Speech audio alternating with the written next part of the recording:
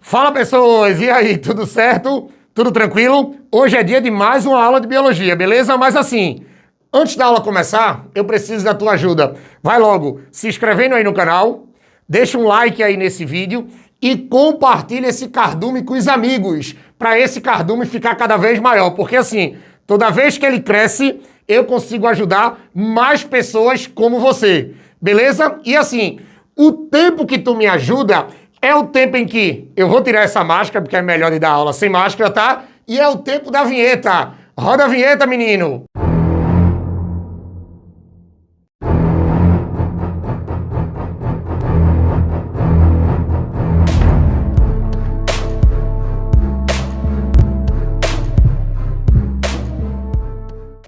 Pronto, pessoas, agora a gente vai falar sobre zoologia, tá? Mas já vou adiantando, não é qualquer coisa da zoologia, não.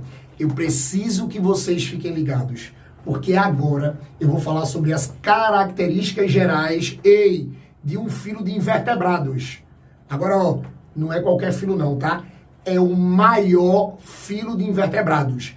É o maior grupo de animais do reino animalia. É onde você tem a maior diversidade, disparadamente.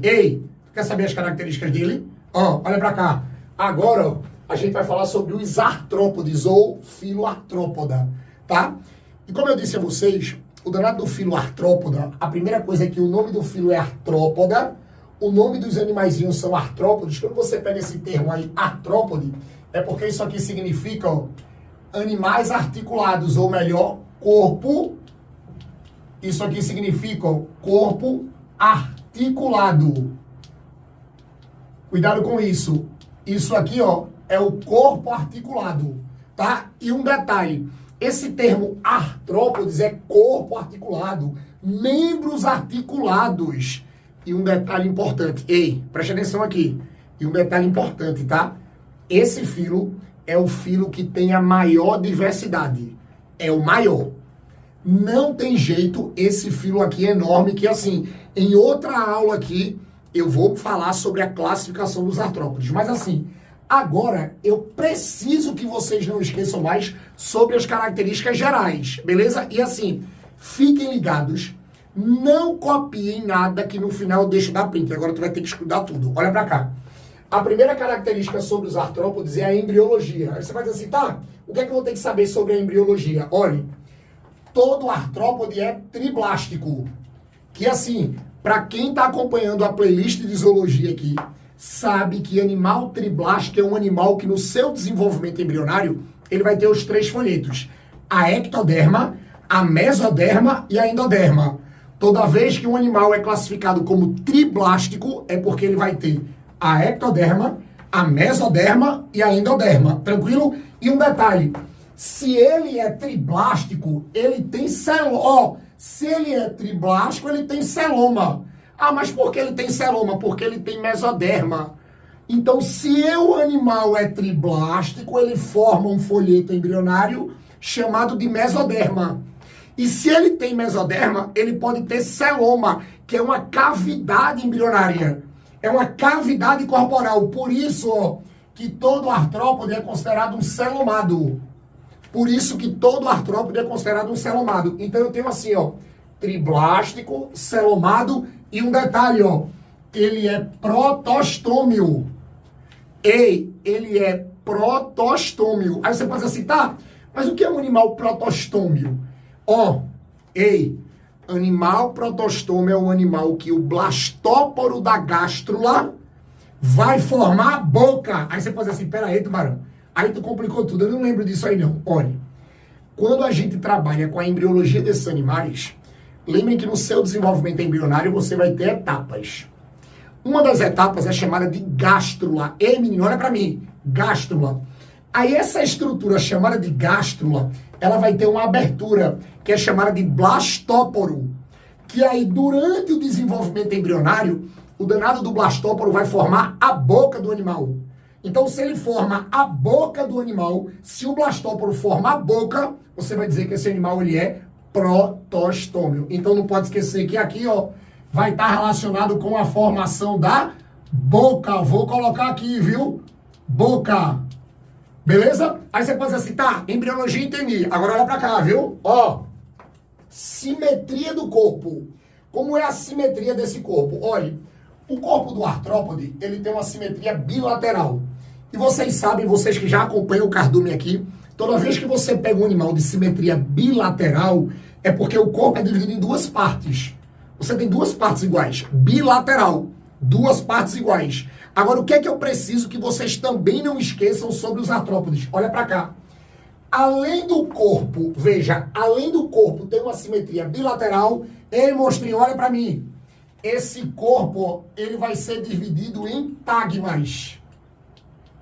Esse corpo, ele vai ser dividido em tagmas. Ou seja, um corpo de um artrópode é dividido em partes. O problema é que nas provas que vocês fazem por aí, nos livros que vocês estudam por aí, o danado do corpo do artrópode não é dividido em partes. Não vai ter essa palavra partes, vai ter a palavra tagma. Aí o que é que vai acontecer? Eu vou ter um danado de um artrópode, ó, que o corpo dele vai ter 2 tagmas. E eu tenho um artrópode que o corpo dele, ó, vai ter 3 tagmas. Aí o que é que eu preciso que vocês não esqueçam? Ei, olhe pra mim. Se o corpo tiver 2 tagmas, ele vai ter, ó, o cefalotórax,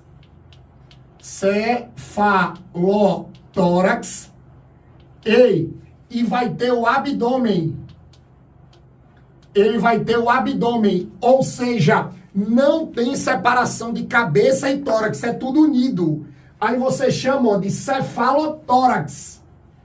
A gente chama de cefalotórax, que é quando a cabeça é unida com o tórax, tá? Aí você vai dizer assim, Andrei, e se tiver 3 tagmas? Olha, se tiver 3 tagmas, aí aqui você tem a separação. Tem a cabeça e, ó, tem o tórax, presta atenção, e vai ter o abdômen. Ó, e tem o abdômen. Aí você pode dizer assim, Andrei, dá um exemplo aí. Olha, quando você pegar um animalzinho que tem 2 tagmas, lembra logo dos aracnídeos. O aracnídeo é um artrópode que o corpo só tem 2 tagmas. Ei, aracnídeo, 2 tagmas, só tem o cefalotórax e o abdômen. Ah, Andrei, e um que tem 3 tagmas? Insetos. O corpo do inseto vai ser dividido em 3 partes. Cabeça, tórax e abdômen. Ou seja, a cabeça é separada do tórax, monstrinho. Então, olhe, se aqui você tem o aracnídeo, vou apertar aqui, ó. Se aqui eu tenho o aracnídeo, ó, aqui eu vou ter o danado do inseto. O inseto tem 3 tagmas, tá? Então, olhe, cuidado com essa história de corpo, viu? Cuidado com essa história de corpo, porque isso vai te ajudar nas provas, beleza? Aí você pode dizer assim, tá, Andrei? E se não for a simetria, se não for o corpo, aí a gente vai ter que lembrar da digestão. A digestão dos artrópodes é uma digestão completa. E você que acompanha o TioTubo aqui, ei menino, olha pra mim, ô monstrinha, olha pra cá. Tu que acompanha o cardume aqui, sabe por outras aulas que toda vez que a digestão é completa, é porque esse sistema digestório, ele vai ter 2 orifícios. Ele vai ter 2 orifícios, ou seja, ele vai ter um orifício de entrada. Ele vai ter um orifício de entrada chamado de boca, e ele vai ter um orifício de saída, ó, chamado de ânus. Você vai ter um orifício de entrada chamado de boca, e você vai ter um orifício de saída chamado de ânus. Então, toda vez que o sistema digestório tem 2 orifícios, um de entrada e um de saída, ó, tu vai dizer que a digestão é completa, beleza? Agora vê. Respiração. Olhe, como eu disse a vocês, como a diversidade desse grupo de animais é absurdamente grande, a diversidade de estruturas respiratórias também são grandes. Então, olha para cá, vê. Vamos começar assim. Toda vez que você pegar um artrópode aquático, a respiração é branquial. Veja, pegou esse termo branquial, associa logo, ó, com seres aquáticos. Aquáticos. E um detalhe, tá? Quando você diz que danada da respiração é branquial, ei, quando você diz que a respiração é branquial, é porque esse animal ele tem brânquias. E as brânquias são estruturas que conseguem fazer troca gasosa no meio aquático. Andrei, dá um exemplo aí. Os crustáceos. Ei, menino, é só tu lembrar aqui, ó, dos crustáceos. Ó, os crustáceos vão ter brânquias. Os crustáceos vão ter brânquias porque eles respiram dentro d'água. Não esquece disso não, tá? Agora, quando você trabalha com a respiração traqueal e a respiração filotraqueal, aí são, artrópodes terrestres. Olha pra cá. Aqui, ó, traqueal e filotraqueal, você vai ter, ó, nos artrópodes terrestres. Agora vamos com calma. Andrei, o que é uma respiração traqueal e o que é uma respiração filotraqueal? Veja, a respiração traqueal, o nome já está dizendo, é uma respiração que acontece num tubo chamado de traqueia. Essa respiraçãozinha traqueal, ela vai acontecer, ó, na traqueia dos animais. Ó, eu vou ter a traqueia. Vai acontecer num tubo chamado de traqueia. E qual é o detalhe? Esse tubo, que ele vai passeando ao longo do corpo do animal, ele é cheio de poros. Esses poros são chamados de espiráculos. André, eu não escutei não. Tá, vou repetir, presta atenção. A traqueia são tubos que passeiam pelo corpo do animal. E esse tubo, ele vai fazendo a troca gasosa com o meio, a partir de poros. Não é um, são vários, chamados de espiráculos. Aí você pode dizer assim, Andrei, e qual é o animal que tem a traqueia, que tem um monte de poros chamado de espiráculo? Olhe, é aqui que a gente vai trabalhar, ó, presta atenção, com os insetos. Os insetos têm respiração traqueal, beleza? Agora, quando você pega essa respiração filotraqueal, tem muita gente que conhece a respiração filotraqueal, olhe, como pulmões, presta atenção, foliáceos. Pulmões, ó, foliáceos. André, por que pulmões foliáceos? Porque o danado do sistema respiratório é como se tivesse um monte de folhazinhas, um monte de membranazinhas. Ó, é assim, ó, um monte, você tem uma membrana, tem outra, vai... Aí quando você olha de lado, parece que tem um monte de vilosidade assim, que na verdade é como se fosse um monte de folhas. Por isso que são pulmões foliáceos. E qual é o detalhe? Esses pulmões foliáceos, eles trocam gás com o sistema circulatório do danado do animal e depois eles trocam gás com o meio. Aí tu sabe como é o nome do poro que você tem, né, no sistema filotraqueal? Estigmas ou poro respiratório. Olhe, se o animal tiver uma filotraqueia, os poros que vão trocar os gases com o meio é chamado de estigma ou poro respiratório. Cuidado para não confundir, ó, com os espiráculos da traqueal. Na respiração traqueal, o poro é o espiráculo. Na respiração filotraqueal ou pulmões foliáceos, o poro é chamado de estigma ou poro respiratório, tá? E outro detalhe importante, qual é o animal que você vai ter aqui? Olhe, aqui a gente sempre trabalha com os aracnídeos. Cuidado que aqui as provas sempre vão cobrar de vocês os aracnídeos, beleza? Então, olhe, quando se trabalha com o sistema respiratório dos artrópodes, cuidado com essas três estruturazinhas aqui, tá? É importante lembrar. Aí depois, ó, eu tenho uma circulação. Aí a circulação é tranquila. Lembra quando você diz que a circulação é lacunosa? Essa circulação lacunosa é chamada também de circulação aberta, tá? E essa circulação lacunosa, ela também é chamada de aberta porque vocês sabem, ó, toda vez que a circulação ela é lacunosa ou aberta é porque ela acontece dentro do vaso e acontece fora do vaso. Parte é dentro, parte é fora. Parte é dentro, parte é fora. Aí você vai ter, ó, a circulação aberta ou lacunosa. Lembrem que eu vou colocar aqui, para tu não esquecer, ó, ela é parcialmente, ou seja, ela é parte, ó, parcialmente, dentro dos vasos. Dentro dos vasos. ela vai ser parcialmente dentro dos vasos. Beleza? Então, por isso que é chamada de circulação aberta. Aí, olha para cá. Andrei, e a excreção? Olhe, a excreção a gente vai ter que ter o mesmo cuidado da respiração. Se a respiração você tem várias formas pela diversidade, a excreção também. Aí vê o que, é que vai acontecer. Olha, a estrutura excretora de um artrópode pode ser as células verdes, que também são chamadas de glândulas coxais. As células verdes, que também são chamadas, não pode esquecer disso, tá? De glândulas coxais. Opa! Ei! É glândula coxal? É não, menino. Ei! Aqui, ó. Olha a pegadinha aqui do tio. Ei! Isso aqui, ó, é glândula antenal. Presta atenção, vou corrigir aqui, ó. Isso aqui são glândulas antenais. Então, vamos voltar. Presta atenção. A primeira estrutura excretora dos artrópodes, são as células verdes ou glândulas antenais. Antenais, tá? Aí o que é que vai acontecer? As glândulas antenais, você vai encontrar nos crustáceos. As glândulas antenais a gente vai encontrar nos crustáceos. Agora sim, você vai encontrar tanto como glândula antenal, como você vai encontrar como células verdes, tá? São células que ficam na parte da frente do corpo do animal, liberando os excretas, tá?